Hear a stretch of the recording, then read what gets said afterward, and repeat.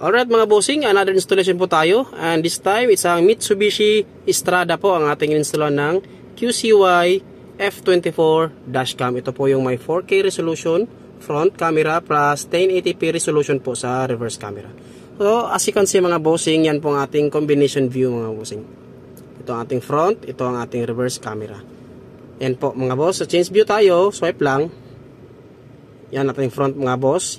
Ang adjustment nito ay up and down po adjustment. Ayan po, up and down. Yung brightness control mga boss, andito po sa kabila. Ayan. So change view tayo mga boss, swipe ulit. Ayan po.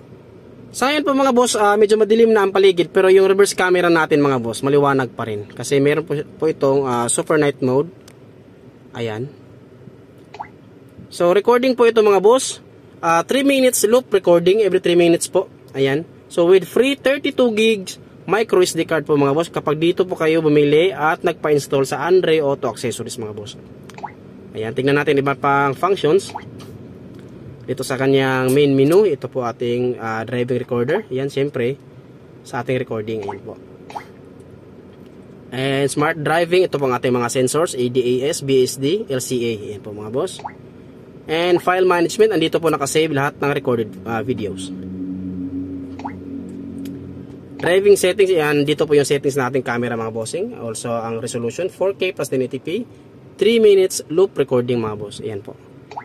And also system settings, dito natin makikita yung sa Wi-Fi app. Ayan po yung QR code.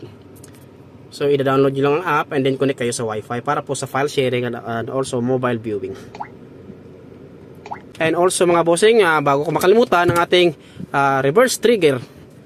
Pag nag-reverse tayo, ayan po. So, ating reverse sensor mga bossing ay pwedeng i-adjust up and down pa rin po yan. Camera viewing mga boss, ayan po, pwede pong i-adjust. Ayun. So, yun lang po mga boss. Sa mga gustong magpa-install ng ating dashcam, available po dito sa Andre Auto Accessories. Located po tayo sa Diversion Road, Barao, Paul, Misamis Oriental mga bossing. And pa mga boss, kita-kits, peace!